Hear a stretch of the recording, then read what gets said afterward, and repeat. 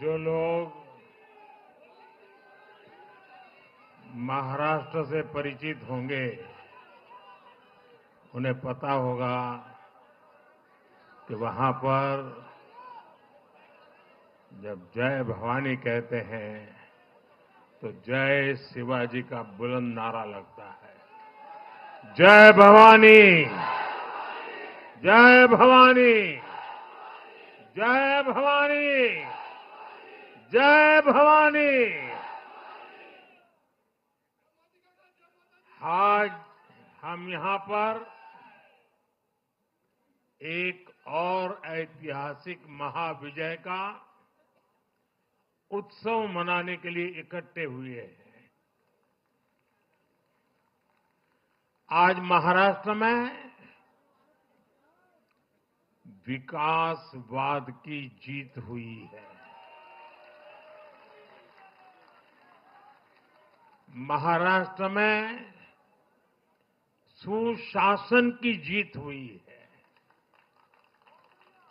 महाराष्ट्र में सच्चे सामाजिक न्याय की विजय हुई है। और साथियों, आज महाराष्ट्र में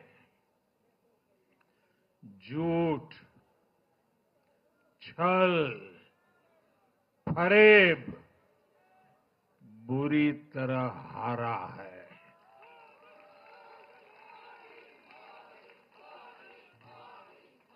विभाजनकारी ताकतें हारी है। आज नेगेटिव पॉलिटिक्स की पराजय हुई है। आज परिवारवाद की हार हुई है।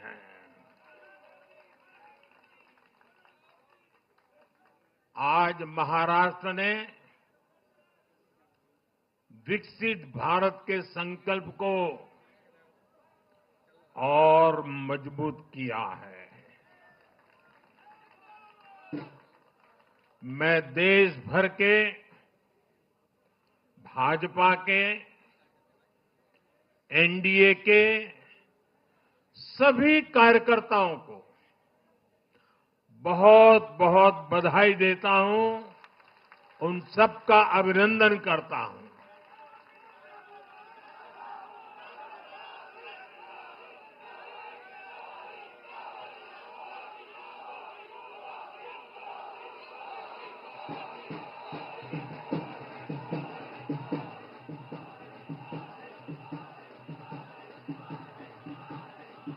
मैं श्री एकनाथ शिंदे जी,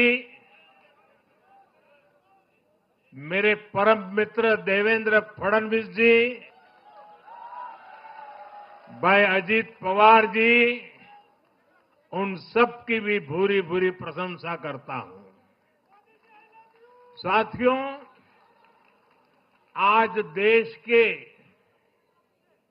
अनेक राज्यों में उपचुनावों के भी नतीजे आए हैं। नड्डा जी ने विस्तार से बताया है, इसलिए मैं विस्तार में नहीं जा रहा हूं। लोकसभा की भी हमारी एक सीट और बढ़ गई है।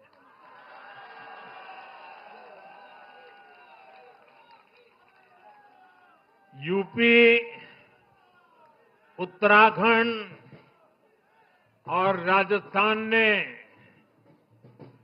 भाजपा को जमकर समर्थन दिया है। असम के लोगों ने भाजपा पर फिर एक बार भरोसा जताया है। मध्य प्रदेश में भी हमें सफलता मिली है। बिहार में भी एनडीए का समर्थन बढ़ा है। ये दिखाता है कि देश अब सिर्फ और सिर्फ विकास चाहता है। मैं महाराष्ट्र के मतदाताओं का हमारे युवाओं का, विशेषकर माताओं बहनों का, हमारे किसान भाई बहनों का, देश की जनता का आदरपूर्वक नमन करता हूं। साथियों, मैं झारखंड की जनता को भी नमन करता हूं। झारखंड के तेज विकास के लिए हम अब और ज्यादा मेहनत से काम करेंगे और इसमें भाजपा का एक एक कार्यकर्ता अपना हर प्रयास करेगा। साथियों, छत्रपती शिवाजी महाराजांच्या महाराष्ट्राने आज दाखवून दिले तुष्टीकरणाचा सामना कसा करायचा।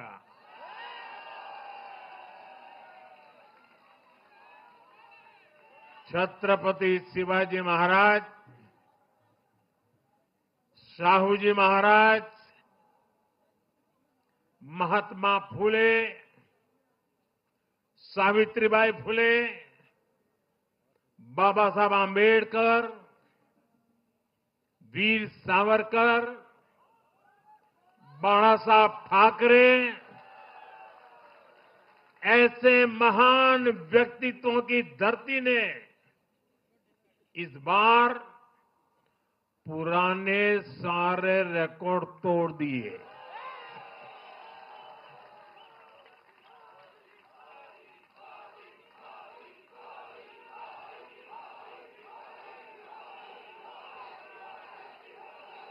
और साथियों, बीते 50 साल में किसी भी पार्टी या किसी भी प्री पोल अलायंस के लिए ये सबसे बड़ी जीत है 50 साल के बाद।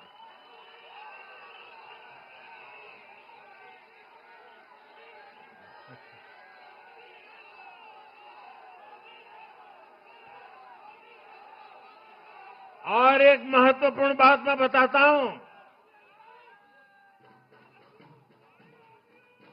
ये लगातार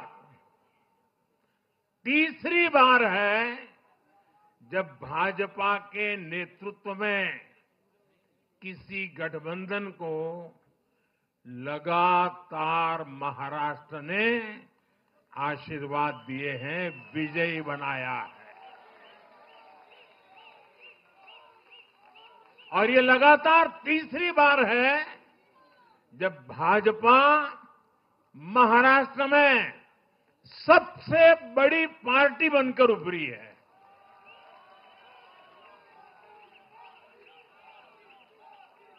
साथियों, ये निश्चित रूप से ऐतिहासिक है। ये भाजपा के गवर्नेंस मॉडल पर मुहर है।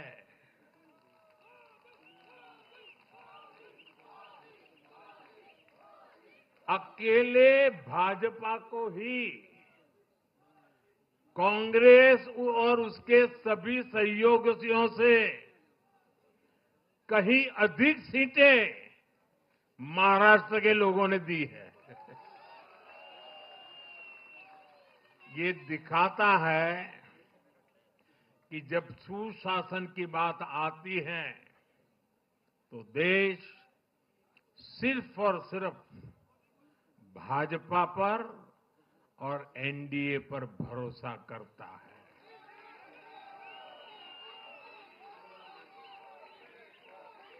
साथियों, एक और बात है जो आपको और खुश कर देगी। महाराष्ट्र देश का छठा राज्य है जिसने भाजपा को लगातार 3 बार जनादेश दिया है।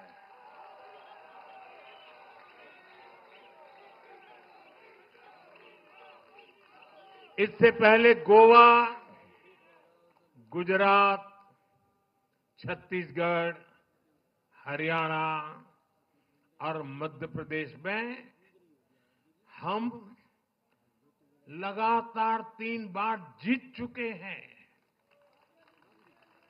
और बिहार में भी एनडीए को 3 बार से ज्यादा बार लगातार जनादेश मिला है। और 60 साल के बाद आपने मुझे तीसरी बार मौका दिया, ये तो है ही है।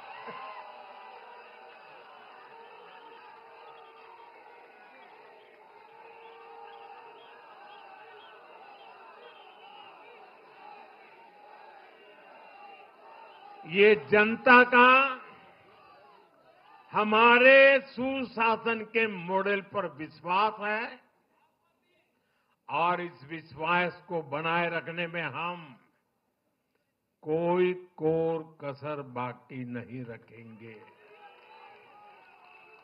साथियों, मैं आज महाराष्ट्र की जनता जनार्दन का विशेष अभिनंदन करना चाहता हूं।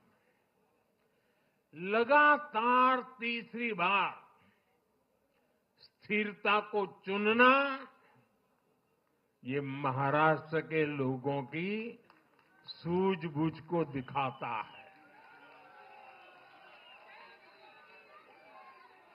हां, बीच में जैसा अभी नड्डा जी ने विस्तार से कहा था, कुछ लोगों ने धोखा करके अस्थिरता पैदा करने की कोशिश की, लेकिन महाराष्ट्र ने उनको नकार दिया है और उस पाप की सजा मौका मिलते ही दे दी है।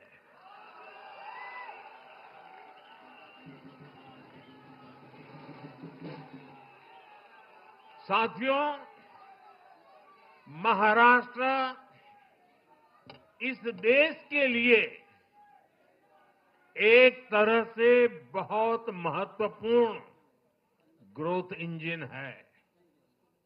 इसलिए महाराष्ट्र के लोगों ने जो जनादेश दिया है, वो विकसित भारत के लिए बहुत बड़ा आधार बनेगा। वो विकसित भारत के संकल्प की सिद्धि का आधार बनेगा। साथियों, हरियाणा के बाद महाराष्ट्र के चुनाव का भी सबसे बड़ा संदेश है एकजुटता। एक है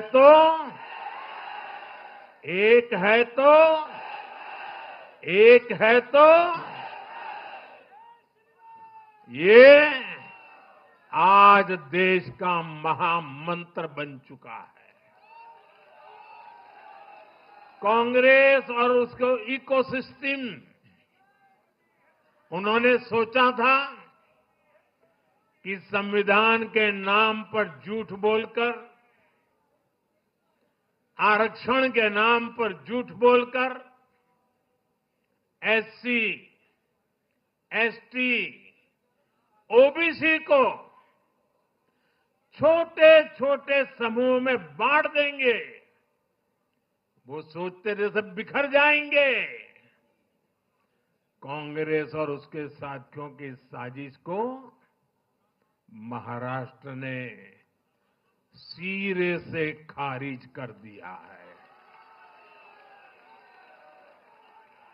महाराष्ट्र ने डंके की चोट पर कहा है, एक है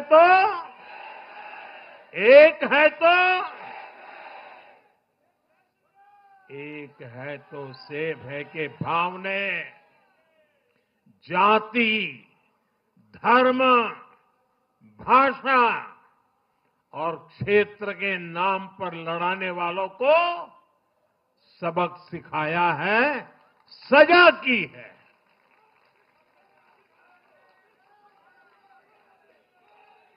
आदिवासी भाई बहनों ने भी भाजपा एनडीए को वोट दिया। ओबीसी भाई बहनों ने भी भाजपा एनडीए को वोट दिया।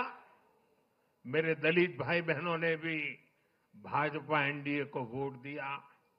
समाज के हर वर्ग ने भाजपा एनडीए को वोट दिया। ये कांग्रेस और इंडी गठबंधन के उस पूरे इकोसिस्टम की सोच पर करारा प्रहार है, जो समाज को बांटने का एजेंडा चला रहे थे। साथियों, महाराष्ट्र ने एनडीए को इसलिए भी प्रचंड जनादेश दिया है क्योंकि हम विकास और विरासत दोनों को साथ लेकर चलते हैं। महाराष्ट्र की धरती पर इतनी विभूतियां जन्मी है। बीजेपी और मेरे लिए छत्रपति शिवाजी महाराज आराध्य पुरुष है।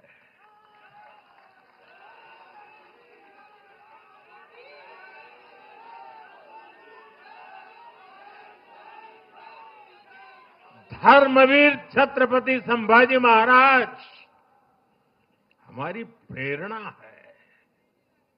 हमने हमेशा बाबा साहब आंबेडकर, महात्मा फूले, सावित्रीबाई फूले, इनके सामाजिक न्याय के विचार को माना है।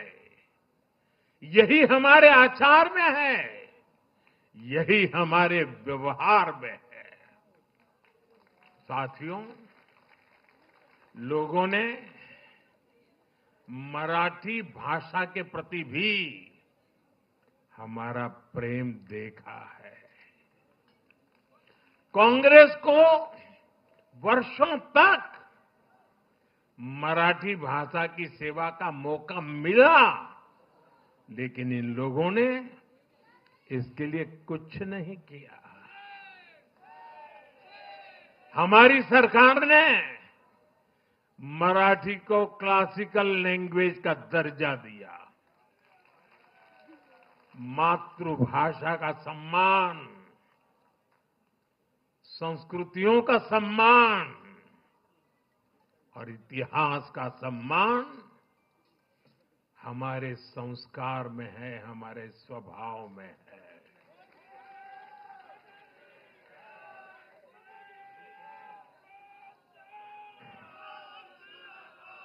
और मैं तो हमेशा कहता हूं, मातृभाषा का सम्मान मतलब अपनी मां का सम्मान।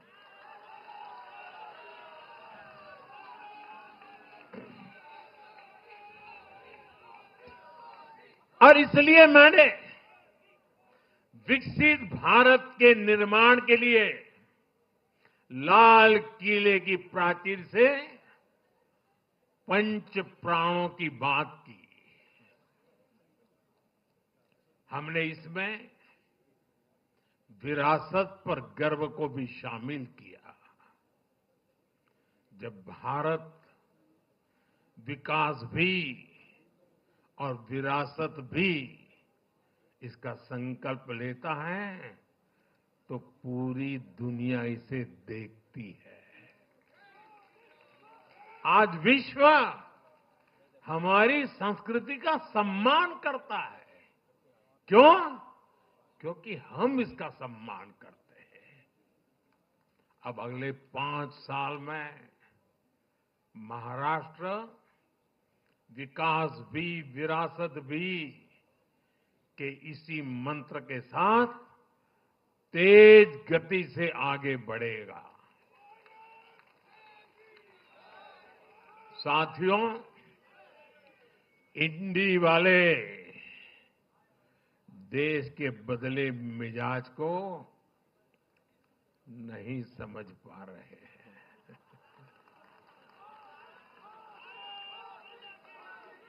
ये लोग सच्चाई को स्वीकार करना ही नहीं चाहते। ये लोग आज भी भारत के सामान्य वोटर के विवेक को कम करके आंकते हैं। देश का वोटर, देश का मतदाता अस्थिरता नहीं चाहता। देश का वोटर नेशन फर्स्ट की भावना के साथ है। जो कुर्सी फर्स्ट का सपना देखते हैं, उन्हें देश का वोटर पसंद नहीं करता। साथियों, देश के हर राज्य का वोटर दूसरे राज्यों की सरकारों का आकलन भी करता है। वो देखता है कि जो एक राज्य में बड़े बड़े प्रॉमिस करते हैं, उनकी परफॉर्मेंस दूसरे राज्य में कैसी है। महाराष्ट्र की जनता ने भी देखा कि कर्नाटका, तेलंगाना और हिमाचल में कांग्रेस सरकारें कैसे जनता से विश्वासघात कर रही है। ये आपको पंजाब में भी देखने को मिलेगा।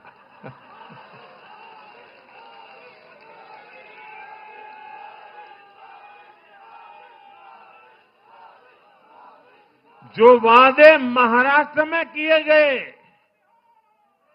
उनका हाल दूसरे राज्यों में क्या है। इसलिए कांग्रेस के पाखंड को जनता ने खारिज कर दिया है। कांग्रेस ने जनता को गुमराह करने के, इसके लिए जो दूसरे राज्यों के अपने मुख्यमंत्री तक मैदान में उतारे, तब भी इनकी चाल सफल हो नहीं पाई।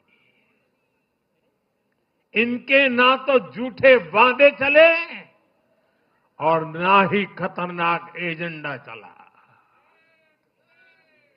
साथियों, आज महाराष्ट्र के जनादेश का एक और संदेश है। पूरे देश में सिर्फ और सिर्फ एक ही संविधान चलेगा।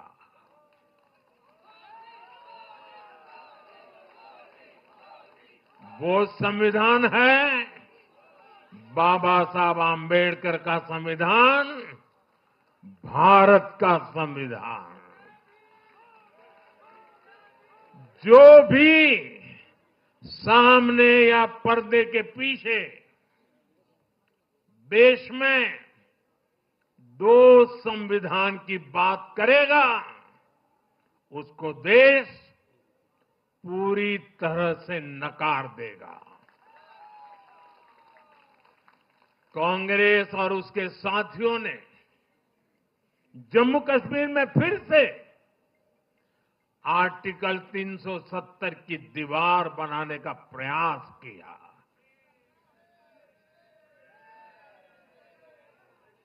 वो संविधान का भी अपमान है। महाराष्ट्र ने उनको साफ साफ बता दिया कि ये नहीं चलेगा। अब दुनिया की कोई भी ताकत, और मैं कांग्रेस वालों को कहता हूं, कान खोल के सुन लो,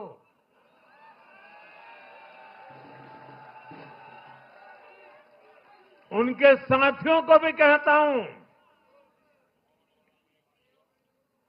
दुनिया की कोई भी ताकत 370 को वापस नहीं ला सकती।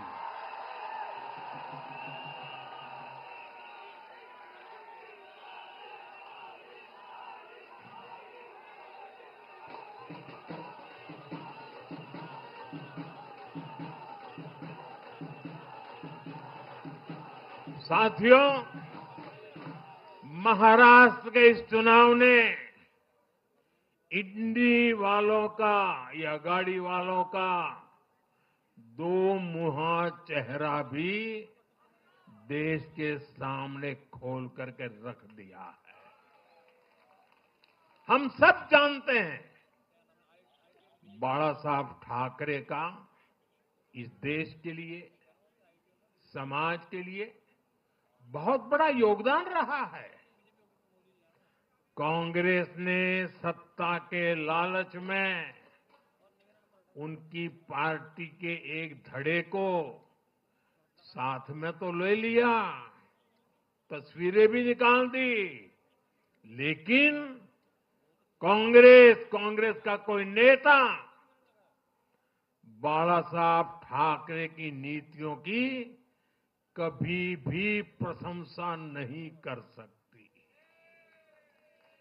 और इसलिए मैंने अघाड़ी में कांग्रेस के साथी दलों को चुनौती दी थी कि वो कांग्रेस से बाला साहब ठाकरे की नीतियों की तारीफ में कुछ शब्द जरा बुलवा करके दिखाएं। आज तक वो ये नहीं कर पाए हैं। मैंने दूसरी चुनौती वीर सावरकर जी को लेकर के दी थी। कांग्रेस के नेतृत्व ने लगातार पूरे देश में वीर सावरकर का अपमान किया है, उन्हें गालियां दी है। महाराष्ट्र में वोट पाने के लिए इन लोगों ने टेम्पररी वीर सावरकर जी को जरा टेम्पररी गाली देना उन्होंने बंद किया है। लेकिन वीर सावरकर के तप त्याग के लिए उनके मुंह से एक बार भी सत्य नहीं निकला,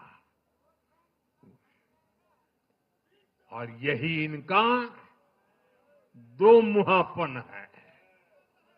ये दिखाता है कि उनकी बातों में कोई दम नहीं है। उनका मकसद सिर्फ और सिर्फ वीर सावरकर को बदनाम करना है।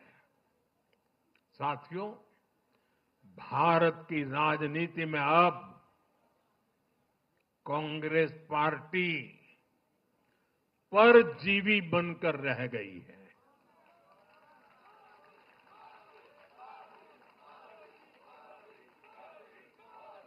कांग्रेस पार्टी के लिए अब अपने दम पर सरकार बनाना लगातार मुश्किल हो रहा है। हाल ही के चुनावों में जैसे आंध्र प्रदेश, अरुणाचल प्रदेश, सिक्किम, हरियाणा और आज महाराष्ट्र में उनका सुपड़ा साफ हो गया।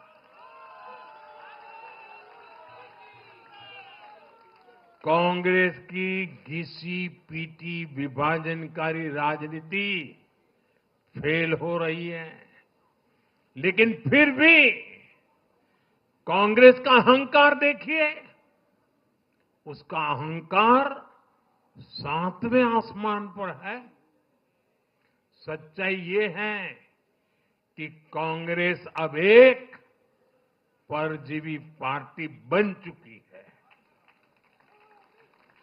कांग्रेस सिर्फ अपनी ही नहीं बल्कि अपने साथियों की नाव को भी डुबो देती है। आज महाराष्ट्र में भी हमने यही देखा है। महाराष्ट्र में कांग्रेस और उसके गठबंधन ने महाराष्ट्र की हर 5 में से 4 सीट हार गई। अघाड़ी के हर घटक का स्ट्राइक रेट 20% से भी नीचे है। ये दिखाता है कि कांग्रेस खुद भी डूबती है और दूसरों को भी डुबोती है। महाराष्ट्र में सबसे ज्यादा सीटों पर कांग्रेस चुनाव लड़ी, उतनी ही बड़ी हार इनके सहयोगियों वालों को भी मिली। वो तो अच्छा है कि यूपी जैसे राज्यों में कांग्रेस के सहयोगियों ने उससे जान छुड़ा ली, वरना वहां भी कांग्रेस के सहयोगियों को लेने के डेरे पड़ जाते। साथियों, सत्ता भूख में कांग्रेस के परिवार ने संविधान की पंथ निरपेक्षता की भावना को चूर चूर कर दिया है। हमारे संविधान निर्माताओं ने उस समय 47 में विभाजन की विभीषिका के बीच भी हिंदू संस्कार और परंपरा को जीते हुए पंथ निरपेक्षता की राह को चुना था। तब देश के महापुरुषों ने संविधान सभा में जो डिबेट की थी, उसमें भी इसके बारे में बहुत विस्तार से चर्चा हुई थी। लेकिन कांग्रेस के इस परिवार ने झूठे सेक्युलरिज्म के नाम पर उस महान परंपरा को तबाह करके रख दिया है। कांग्रेस ने तुष्टीकरण का जो बीज बोया, वो संविधान निर्माताओं के साथ बहुत बड़ा विश्वासघात है। और ये विश्वासघात मैं बहुत जिम्मेवारी के साथ बोल रहा हूं। संविधान के साथ इस परिवार का विश्वासघात है। दशकों तक कांग्रेस ने देश में यही खेल खेला। कांग्रेस ने तुष्टीकरण के लिए कानून बनाए, सुप्रीम कोर्ट के आदेश तक की परवाह नहीं की। इसका एक उदाहरण वक्फ बोर्ड है।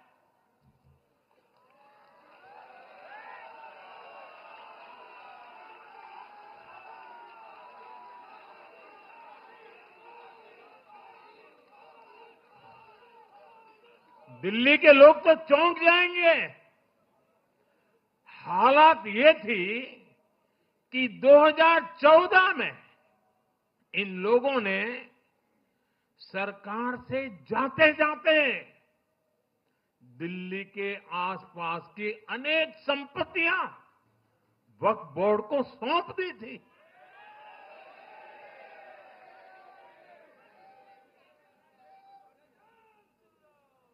बाबा साहब आंबेडकर जी ने जो संविधान हमें दिया है ना, जिस संविधान की रक्षा के लिए हम प्रतिबद्ध है, संविधान में वक्फ कानून का कोई स्थान ही नहीं है। लेकिन फिर भी कांग्रेस ने तुष्टीकरण के लिए वक्फ बोर्ड जैसी व्यवस्था पैदा कर दी। ये इसलिए किया गया ताकि कांग्रेस के परिवार का वोट बैंक बढ़ सके।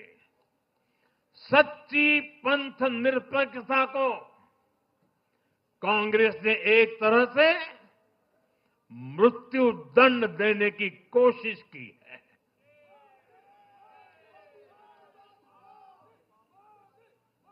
साथियों, कांग्रेस के शाही परिवार की सत्ता भूख इतनी विकृति हो गई है कि उन्होंने सामाजिक न्याय की भावना को भी चूर चूर कर दिया है। एक समय था जब कांग्रेस के नेता इंदिरा जी समेत खुद जात पात के खिलाफ बोलते थे, पब्लिकली लोगों को समझाते थे, एडवर्टाइजमेंट छापते थे। लेकिन आज यही कांग्रेस और कांग्रेस का एक परिवार खुद की सत्ता भूख को शांत करने के लिए जातिवाद का जहर फैला रहा है। इन लोगों ने सामाजिक न्याय का गला घोंट दिया है। साथियों, एक परिवार की सत्ता भूख इतने चरम पर है कि उन्होंने खुद की पार्टी को ही खा लिया है।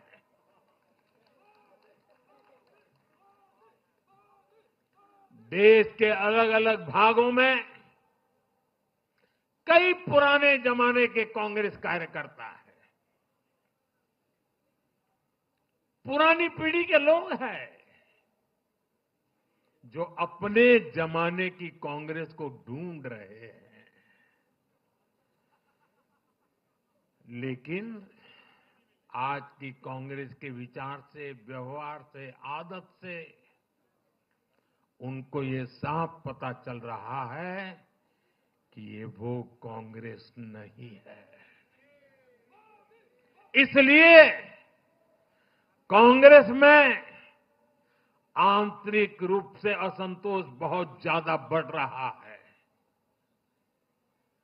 उनकी आरती उतारने वाले भले आज इन खबरों को दबा के रखे, लेकिन भीतर आग बहुत बड़ी है। असंतोष की ज्वाला भड़क चुकी है। सिर्फ एक परिवार के ही लोगों को कांग्रेस चलाने का हक है। सिर्फ वही परिवार काबिल है, दूसरे नाकाबिल हैं। परिवार की सोच ने, इस जीत ने कांग्रेस में एक ऐसा माहौल भी बना दिया कि किसी भी समर्पित कांग्रेस कार्यकर्ता के लिए वहां काम करना मुश्किल हो गया है। आप सोचिए, कांग्रेस पार्टी की प्राथमिकता आज सिर्फ और सिर्फ परिवार है। देश की जनता उनकी प्राथमिकता नहीं है। और जिस पार्टी की प्राथमिकता जनता न हो, वो लोकतंत्र के लिए बहुत ही नुकसानदायी होती है। साथियों, कांग्रेस का परिवार सत्ता के बिना जी नहीं सकता। चुनाव जीतने के लिए लोग कुछ भी कर सकते हैं। दक्षिण में जाकर उत्तर को गाली देना, उत्तर में जाकर के दक्षिण को गाली देना, और विदेश में जाकर देश को गाली देना।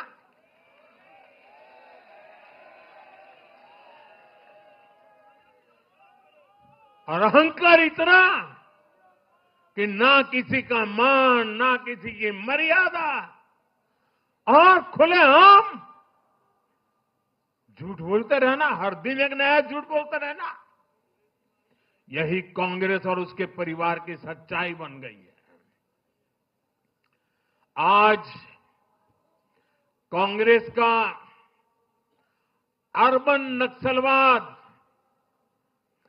भारत के सामने एक नई चुनौती बनकर खड़ा हो गया है। इन अर्बन नक्सलियों का रिमोट कंट्रोल देश के बाहर है, और इसलिए सभी को इस अर्बन नक्सलवाद से बहुत सावधान रहना है। आज देश के युवाओं को, हर प्रोफेशनल को कांग्रेस की हकीकत को समझना बहुत जरूरी है।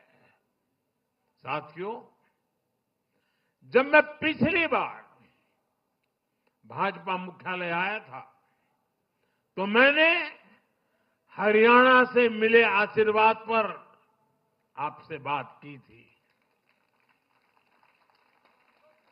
तब हमें गुरुग्राम जैसे शहरी क्षेत्र के लोगों ने भी अपना आशीर्वाद दिया था। अब आज मुंबई ने, पुणे ने, नागपुर ने, महाराष्ट्र के ऐसे सभी बड़े शहरों ने अपनी स्पष्ट राय रखी है।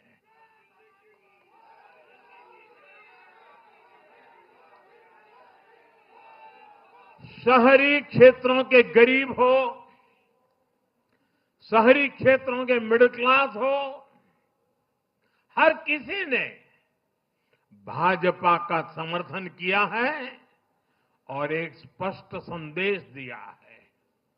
यह संदेश है आधुनिक भारत का, विश्व स्तरीय शहरों का। हमारे महानगरों ने विकास को चुना है, आधुनिक इंफ्रास्ट्रक्चर को चुना है और सबसे बड़ी बात, उन्होंने विकास में रोड़े अटकाने वाली राजनीति को नकार दिया है।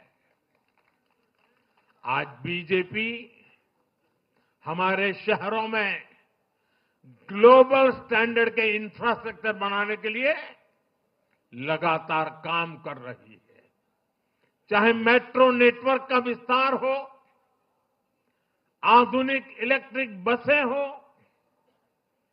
कोस्टल रोड और समृद्धि महामार्ग जैसे शानदार प्रोजेक्ट हो, एयरपोर्ट्स का आधुनिकीकरण हो, शहरों को स्वच्छ बनाने की मुहिम हो, इन सभी पर बीजेपी का बहुत ज्यादा जोर है।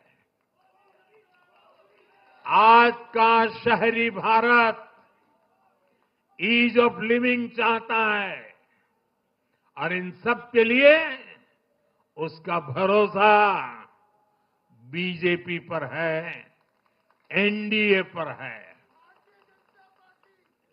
साथियों, आज बीजेपी देश के युवाओं को नए नए सेक्टर्स में अवसर देने का प्रयास कर रही है। हमारी नई पीढ़ी इनोवेशन और स्टार्टअप के लिए माहौल चाहती है। बीजेपी से ध्यान में रखकर नीतियां बना रही है, निर्णय ले रही है। हमारा मानना है कि भारत के शहर विकास के इंजन है। शहरी विकास से गांवों को भी ताकत मिलती है।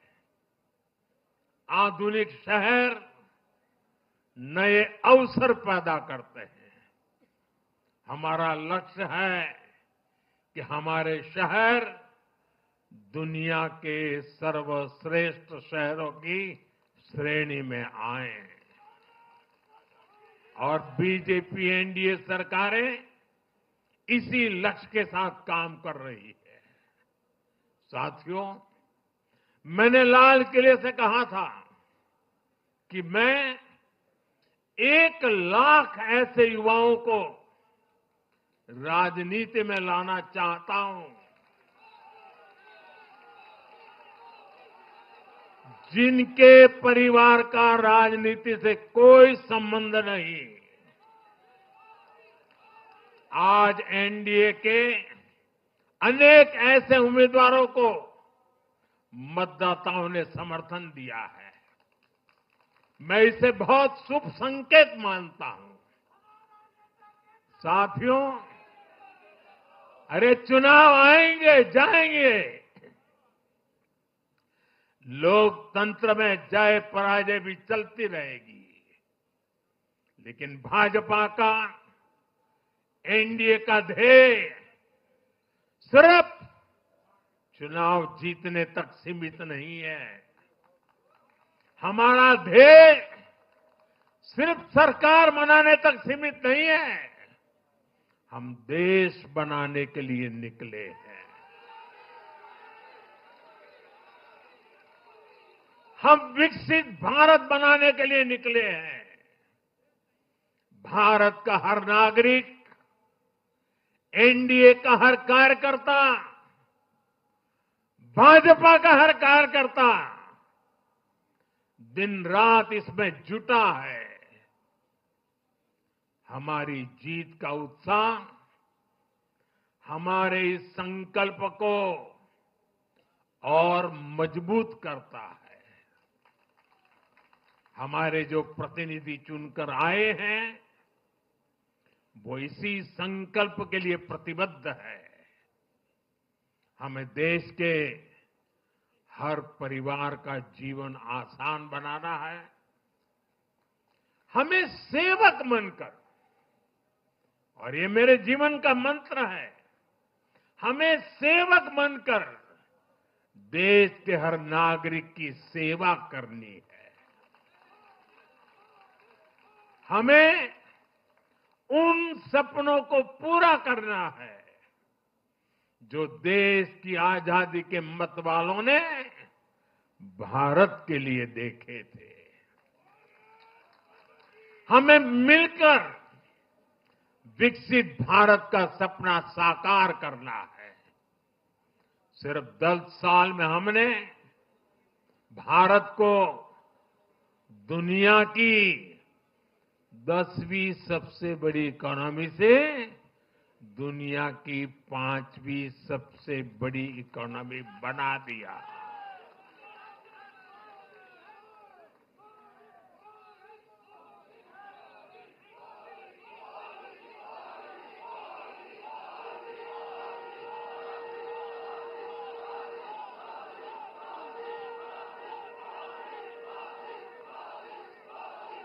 किसी को भी लगता, अरे मोदी जी 10 में से 5 पर पहुंच गए, अब तो बैठो आराम से। आराम से बैठने के लिए मैं पैदा नहीं हुआ।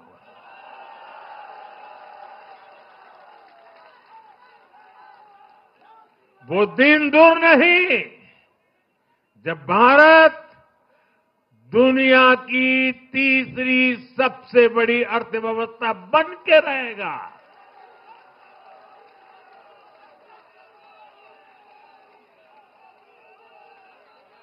हम मिलकर आगे बढ़ेंगे, एकजुट होकर आगे बढ़ेंगे तो हर लक्ष्य पाकर रहेंगे। इसी भाव के साथ एक है तो